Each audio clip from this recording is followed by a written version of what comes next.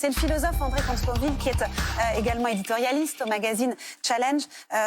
Bonjour, Monsieur Comte-Sponville. On a envie de connaître en effet votre avis sur cette colère et sur ce qui se passe, sur cette crise politique qui se joue en ce moment. Bonjour André Comte-Sponville. Merci beaucoup d'avoir accepté notre invitation. Vous êtes philosophe, Marianne l'a dit, auteur de La Clé des champs et autres impromptus. C'est aux presses universitaires de France. Nous allons revenir sur ces différents impromptus que vous abordez et nous allons évidemment parler de l'actualité sociale. Votre regard va peut-être sur cette actualité politique nous aider à voir les choses, nous et d'autres, avec philosophie. L'injure est-elle la conséquence de la colère ou bien d'une de ses causes? L'offense est-elle indissociable de la révolte, qu'on soit aristotélicien ou inversement stoïcien, ou qu'on pense, comme saint Thomas, que la colère assure la promptitude de l'acte vertueux? Elle n'en demeure pas moins une émotion contemporaine qui est palpable en ce moment dans l'actualité et que certaines situations semblent exiger. Trouvez-vous que dans le contexte politique et social actuel, la colère soit appropriée? La colère est une passion, donc ça fait partie de l'humanité, mais vous n'en voudrez pas aux philosophes de préférer qu'on fasse appel à la raison plutôt qu'aux passions, et plutôt qu'aux passions tristes, comme disait Spinoza. La colère, la haine, l'envie, voilà, des passions tristes. Je préfère qu'on parle d'amour, d'espérance, de confiance, qui sont d'autres passions. Voilà, bon, en même temps, si vous voulez, le philosophe, il est comme tout le monde, il prend les choses comme elles sont. Moi, cette colère, je la comprends. D'abord, je partage plusieurs, je l'ai dit dans l'édito de Challenge, plusieurs des réticences des manifestants, pas toutes, mais certaines d'entre elles. Et puis, il est légitime de vouloir travailler moins. Et c'est pourquoi j'ai toujours dit que le thème de la valeur travail est un contresens. Le travail n'est pas une valeur morale. Si c'était une valeur morale, plus on travaillerait, mieux ça vaudrait. Mais lequel d'entre nous regrette la semaine des 72 heures, qui était la règle au 19e siècle? Personne, bien sûr. Si on peut travailler 35 heures, la moitié, c'est quand même mieux que 70 heures. Si on peut s'arrêter à 60 ans, humainement, c'est bien sûr mieux qu'à 65 ans, sauf pour les 2-3% qui font un métier passionnant. Donc, je comprends tout ça. En plus, par ailleurs, j'étais pas favorable au 49-3, alors qui fait partie de la Constitution. C'est pas un coup d'État non plus, comme certains semblent le dire. Mais en l'occurrence, j'étais pas favorable parce que je craignais ce qui s'est passé, le blocage politique. Moi, je souhaitais que le projet de loi, sur lequel j'ai pas d'avis déterminé, aille au bout, soit soumis au vote et soit la majorité le votait, et donc ça devenait la loi de la République, soit la majorité le refusait et j'envisageais une dissolution. Très bien, on redonne la parole aux électeurs. Bon, là, nous sommes en situation de blocage que je déplore. En même temps, j'ai envie quand même de calmer un peu le jeu. Vous savez, pendant la pandémie, j'ai choqué en disant, écoutez, il y a quand même plus grave dans le monde et dans la vie qu'une pandémie de Covid-19. Vous l'aviez même dit sur ce plateau, je me souviens, entre autres. Voilà. Et permettez-moi de dire aujourd'hui, il y a quand même plus grave dans le monde et dans la vie que la réforme des retraites en France, si vous voulez. Sincèrement, imaginez que vous deviez choisir le pays dans lequel vous allez vivre.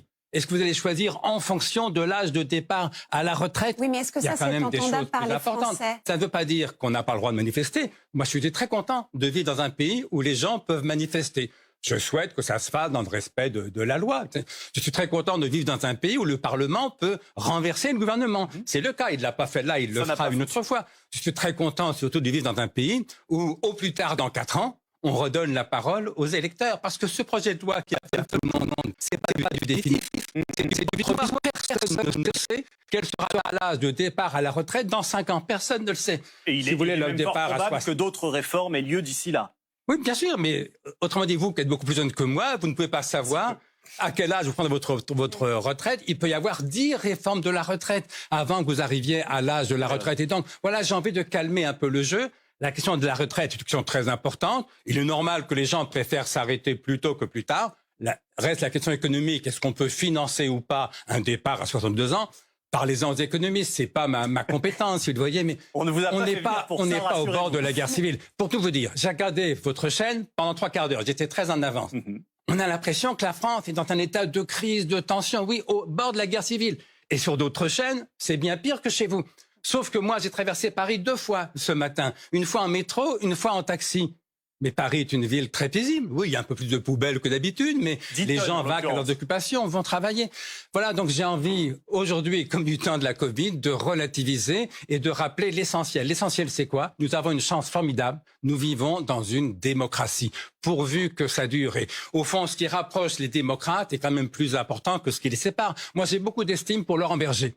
J'ai beaucoup d'estime pour Elisabeth Borne. Et je suis convaincu que ce qui rapproche Elisabeth Borne et Laurent Berger est bien plus important quantitativement et qualitativement que ce qui les oppose concernant l'âge de départ à la retraite. Mais vous nous dites beaucoup de choses. Vous parlez de légitimité. Emmanuel Macron a eu cette déclaration mardi soir, avant son interview hier à la télévision. La foule n'est pas légitime finalement face au Parlement. Votre avis sur cette question? C'est le peuple qui est souverain. Donc la manifester, c'est un droit démocratique, mais c'est le peuple qui est souverain, ce ne sont pas les manifestants.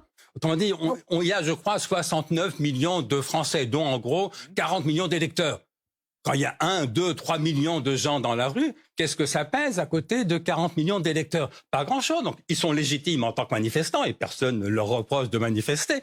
Mais évidemment, c'est pas la foule qui gouverne. Sinon, on n'est plus en démocratie, précisément. Vous avez évoqué l'estime que vous pouviez porter à la fois à Elisabeth Borne ou à Laurent Berger. Vous n'avez pas évoqué l'estime que vous pourriez porter au président de la République, à Emmanuel Macron. Je vous montre la une de Libération d'aujourd'hui, le grand tisonnier. Voilà comment ce journal de gauche qualifie Emmanuel Macron après son interview d'hier. Trouvez-vous, estimez-vous qu'il attise la colère? Je n'ai pas vu ton intervention, donc je m'exprime, j'étais pas libre, c'était pas un refus de ma part, mais j'ai aussi de l'estime et du respect. J'ai aussi de l'estime et du respect pour le président de la République, pour tout vous dire.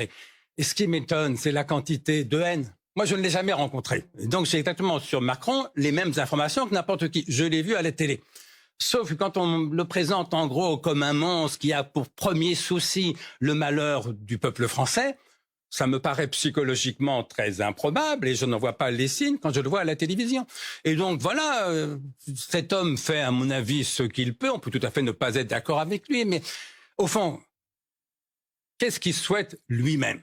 À supposer qu'il n'ait que d'envie égoïste. En gros, être aimé, comme tout le monde, on préfère être aimé que détesté, laisser une image positive dans l'histoire, éventuellement se préserver un avenir politique, possiblement. Bon. Pour ça, qu'est-ce qu'il faut qu'il fasse? Il faut qu'il fasse ce qu'il croit bon pour la France. Alors, on peut ne pas être d'accord avec lui, mais l'idée qu'il fasse cette réforme dans la volonté de nuire aux Français, c'est simplement psychologiquement et politiquement stupide. C'est exclu, si vous voulez. Alors après, on peut le combattre, et je n'ai rien contre les gens qui combattent Macron. Moi, je ne sais pas du tout pour qui je voterai aux prochaines élections, si vous voulez, vous voyez. Mais voilà, rappelons qu'entre démocrates, le respect et la tolérance valent mieux que l'injure et la haine. La philosophie a toujours, de tous les temps, questionné le pouvoir, le rapport au pouvoir, peut-être l'aveuglement que convoque le pouvoir. On a l'impression que là, en ce moment, quoi que fasse le président de la République, sa première ministre, l'exécutif a perdu le contrôle, les Français n'y croient plus. Est-ce que vous considérez que le pouvoir rend forcément impuissant politiquement? Non, pas forcément, mais aujourd'hui, il tend quand même à perdre beaucoup de son pouvoir et c'est une mauvaise chose. La démocratie, c'est le pouvoir du peuple. S'il n'y a plus de pouvoir, il n'y a plus de démocratie. C'est ce qui distingue la démocratie et l'anarchie.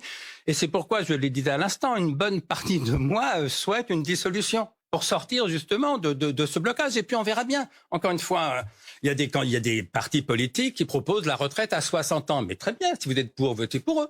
D'autres, je crois, à l'extrême droite, non, c'est 62 ans. Il semble que Marine Le Pen ait mis de l'eau dans son vin. Très bien, vous voulez la retraite à 62 ans, votez pour Marine Le Pen, si vous voulez. Nous sommes en démocratie, c'est une chance formidable. Et c'est pas parce qu'actuellement la démocratie est effectivement en situation de blocage, mais pas gravissime. Encore une fois, on n'est pas en situation de guerre civile. Mais bon, sortons de ce blocage. J'ai tendance, mais c'est pas mon domaine d'expertise, à penser qu'une dissolution serait bienvenue, mais c'est pas moi qui en décide, c'est le président de la République. Ça veut dire que l'électeur prime sur le manifestant. C'est la réponse dans les urnes et donc pas dans la rue. De la Constitution, mais c'est l'esprit de la démocratie. Mais quand on entend les syndicats, notamment la CGT, nous dire ce matin, on ira jusqu'au bout, jusqu'au retrait du texte, même si le Conseil constitutionnel le valide, ce texte.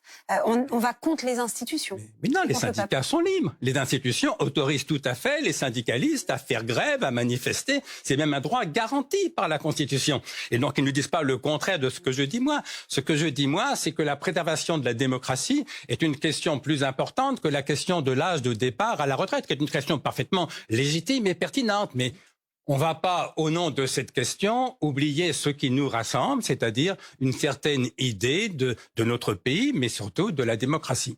Parlons des débats à l'Assemblée nationale, puisque là aussi, ça a choqué beaucoup de Français. En tous les cas, ça a divisé. Certains y ont vu une honte parlementaire avec ces obstructions à répétition, notamment du côté de la NUPES, un simulacre. Quand d'autres se sont dit que c'était peut-être le signe d'une démocratie vivante. Dans quel camp vous situez-vous? Moi, j'ai été choqué plusieurs fois. J'ai été choqué quand un ministre fait un bras d'honneur dans l'enceinte du Parlement. Éric Dupond-Moretti. Une vulgarité, une bêtise hallucinante. J'ai été choqué quand un député traite un autre ministre d'assassin, ce qui est hallucinant. Et j'ai été choqué, mais en un sens plus gravement, parce que le ministre, là, dont le nom m'échappe, le bras d'honneur, et le député qui traite un autre ministre d'assassin, ce sont des cas individuels, évidemment absurdes, ridicules, condamnables, méprisables. Mais j'étais davantage choqué quand j'ai vu, non pas toute la NUPES, mais apparemment toute la France insoumise, essayer d'empêcher Madame Borne de s'exprimer. Alors qu'il chante la Marseillaise pour l'accueillir, très bien, c'est partie des traditions, poliment, elle les laisse terminer leur chanson. Mais quand elle prend la parole, qu'il continue de chanter pendant tout son discours, pendant que l'extrême droite claque les pupitres, là il y a une façon de refuser d'écouter l'autre, d'essayer de l'empêcher de s'exprimer. On ne doit faire ça à aucun être humain. Empêcher les gens de s'exprimer, chanter pendant qu'ils parlent. Et je dirais, surtout pas à un Premier ministre de la République et surtout pas à une femme. Et donc j'ai été choqué pour ces 3 raisons. Et je l'ai écrit dans Challenge. J'ai trouvé l'attitude de Madame Borne admirable, de courage, de dignité, de clarté. Et j'ai eu honte pour la France insoumise. J'ai eu honte d'être français, c'est un bien grand mot. Pire, pour tout vous dire, j'ai eu honte à ce moment-là, et ça m'arrive pas souvent, d'être de gauche. Parce que je me demandais ce que j'ai en commun avec des gens qui empêchent une femme Premier ministre de s'exprimer dans l'enceinte de l'Assemblée nationale. La gauche existe-t-elle encore? C'est une bonne question. Et alors, ce qui est très étonnant, c'est que le gouvernement est en état de blocage, de déconfiture. Bon, il n'y a pas de majorité, on a compris ça. Mais la gauche est en déconfiture aussi. Politiquement, idéologiquement, l'état de la gauche est effrayant. Moi, j'ai 71 ans, ça fait 50 ans que je m'intéresse passionnément à la politique, à la gauche spécialement. Je n'ai jamais vu ça. Mais la droite est en déconfiture aussi, peut-être encore pire, si vous voulez. Et donc voilà, la politique française est en crise pour plusieurs raisons. Mais d'abord, il y a cette tripartition. Une gauche très à gauche, dominée par la France insoumise, une droite très à droite, dominée ou attirée par le Rassemblement national, et au milieu, un centre. Et puis, il y a la grande question, comment est-ce qu'on sort du centrisme? Parce que le piège, au fond, non pas seulement du macronisme, mais du centrisme en général, c'est que après un gouvernement au centre, l'alternance risque d'apporter l'un des 2 extrêmes au pouvoir. Et alors, à mon sens, moi qui suis un modéré, c'est ce qu'il s'agit d'éviter. Et donc, ce que je souhaite, c'est que les gens de gauche renforcent une gauche modérée, que les gens de droite renforcent une droite modérée, pour qu'on puisse renouer avec une alternance républicaine entre 2 camps, les uns et les autres, respectueux de la légalité démocratique. Donc, quand Emmanuel Macron donne cette mission à Elisabeth Borne, finalement, qui n'est pas nouvelle, mais c'est d'élargir la majorité et peut-être de faire venir des gens de la droite ou de la gauche dans son gouvernement, c'est pas la bonne idée. Je crois pas trop. Je ne reproche pas d'essayer, si vous voulez. Encore une fois, moi, je suis pas un spécialiste, je suis pas un politiste ni un politologue, mais non, je n'y crois pas trop. Voilà, on découvre que gouverner sans majorité, c'est difficile. Et les gens qui regrettaient le bon temps de la 4e République, qui rêvaient d'une proportionnelle intégrale, moi, je suis pour une dose de proportionnelle. Mais j'avoue que depuis ce qui se passe, depuis la dernière élection législative, je me dis qu'au fond, les institutions de la 5e République, y compris ce scrutin majoritaire à 2 tours, qui en principe amène des majorités. Là, ça n'a pas marché ce coup-là, mais au fond, ça a du bon. Voilà, autrement dit, la démocratie a besoin d'une majorité. Pour l'instant, c'est pas le cas, donc on est mal. Je souhaite effectivement que de nouvelles élections, on est mal. moi qui vous n'êtes pas rassuré nous permettent de sortir de ce blocage. Pour les 4 années à venir, comment gouverner pour les 4 années à venir? Vous êtes inquiet? Oui, je suis inquiet. C'est pourquoi, encore une fois, je rêve plutôt de dissolution. Eh bien, je n'en sais rien. Parce que je crains que toute proposition d'une nouvelle loi, alors, sur le travail, sur l'immigration, sur la fin de vie, moi, je suis favorable, on en parlera peut-être si on a le temps, je suis favorable à une légalisation de l'euthanasie et du suicide assisté, mais je crains que chacune de ces lois possibles n'amène des débats aussi désagréables, aussi bloqués, où à nouveau la polémique, la haine, la colère l'emporterait sur l'argumentation et sur le respect de la démocratie. Donc oui, je suis inquiet pour l'état de notre pays. Pas mortellement inquiet, on n'est pas au bord de la guerre civile. Heureusement, nous avons de solides institutions et la plupart de nos hommes politiques et des manifestants dans la rue et de nos policiers sont parfaitement respectueux de la légalité républicaine. Tant mieux, c'est une grande chance, encore une fois, de vivre en France. Préservons cette chance. analyser l'actualité, décortiquer les sujets de société pour essayer d'anticiper l'avenir, en tous les cas le comprendre, l'aborder avec une forme de sérénité. C'est ce que vous faites dans ce livre, La clé des champs et autres impromptus. En effet, il y est question de pessimisme et peut-être d'optimisme déguisé. Vous allez nous expliquer comment voir les choses. Votre inquiétude, vous venez de la partager, mais que faut-il faire pour apaiser la société? Est-ce que, par exemple, une loi sur la fin de vie serait un consensus? L'aide active à mourir peut-elle être un facteur d'union nationale, par exemple? Non, absolument pas. Ça sera une loi dissensuelle, mais comme était la loi Veil. Rappelez-vous du temps où on a voté la loi Veil, c'était pas du tout le consensus. Mais c'est normal, la démocratie, c'est pas tout le monde d'accord. C'est on vote, on se respecte mutuellement, on écoute les arguments des uns et des autres, et puis la majorité tranche. Et je souhaite aujourd'hui que la majorité tranche, en effet, en faveur d'une légalisation de l'euthanasie et du suicide assisté. Mais je ne compte pas là-dessus pour calmer le jeu. Hein. C'est pas le but, simplement. Une majorité de Français y est pourtant favorable. Oui, mais 80%, il reste 20%. Et au Parlement, ça peut être plus que 20%. Mais bon, je suis favorable à cette loi. Pourquoi ? Non pas parce que je choisirais la mort. Là, pour le coup, que quand j'ai entendu, mais j'ai pas le texte exact en tête, mais il semble que Emmanuel Macron ait dit, au fond, ce débat sur l'euthanasie, sur la fin de vie, c'est le grand débat entre Eros et Thanatos. Surtout pas. C'est pas un débat entre la vie et la mort, ce qui laisserait entendre qu'il y a ceux qui sont pour la vie et donc contre l'euthanasie, et ceux qui sont pour la mort et donc pour l'euthanasie. Mais certainement pas. Tout le monde est pour la vie, évidemment. Il se trouve que moi, je suis pour la vie et pour la liberté. Et donc, je souhaite être libre jusqu'au bout. Et donc, si trop malade, trop vieux, trop handicapé, je souhaite mettre fin à mes jours, je demande que mon médecin ait le droit de m'y aider. Ce n'est pas un choix de mort, c'est un choix de liberté.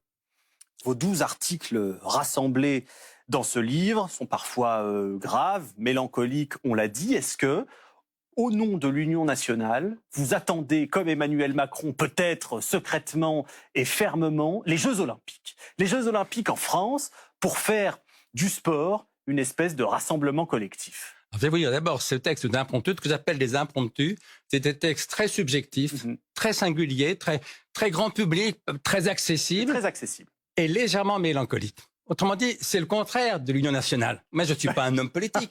Je ne peux en avoir jamais écrit aucun texte aussi proche de moi, de l'individu que je suis. Notamment le dernier texte qui porte sur ma mère, qui s'est suicidée. C'est sans doute le texte le plus intime que j'ai écrit de ma vie. Donc, ce n'est pas la question de l'Union nationale. S'agissant maintenant des Jeux Olympiques, écoutez, moi je ne suis pas passionné de sport, je souhaite ne pas être à Paris pendant les Jeux Olympiques, mais je m'inquiète un peu sur la capacité de notre État à recevoir des centaines de milliers de touristes, de passionnés de sport, ils ont le droit d'être passionnés, vu l'état de décomposition qui règne en ce moment dans notre pays. Donc voilà... Faisons les Jeux Olympiques, la France est engagée à les faire, on va pas se dédire. Moi, ça ne me passionne pas, je ne reproche rien à ceux qui adorent ça. Moi, je serai ailleurs dans ma campagne. Mais faisons au moins en sorte que la France n'ait pas à rougir de honte parce qu'elle s'avérerait incapable d'organiser des Jeux Olympiques dans de bonnes conditions. Je vous donne une petite info d'ailleurs. L'Assemblée vient d'adopter un article controversé du projet de loi olympique sur la sécurité, notamment c'est un article sur la vidéosurveillance par algorithme. On va en entendre parler dans les jours à venir. Sur la liberté, notamment. Vous serez donc dans votre campagne pendant ces Jeux Olympiques, André Comte-Sponville. Le message est reçu. En attendant, on peut nous lire La clé des champs. Habile transition pour rappeler le titre de votre livre, La clé des champs et autres impromptus. C'est aux presses universitaires de France. Le pessimisme, le tragique, la mort des enfants, le handicap, l'agonie, le bagne, le suicide, l'euthanasie. Autant d'impromptus à lire avec votre écriture tout à la fois légère et mélancolique. Merci d'avoir accepté notre invitation, André Comte-Sponville. Merci à vous.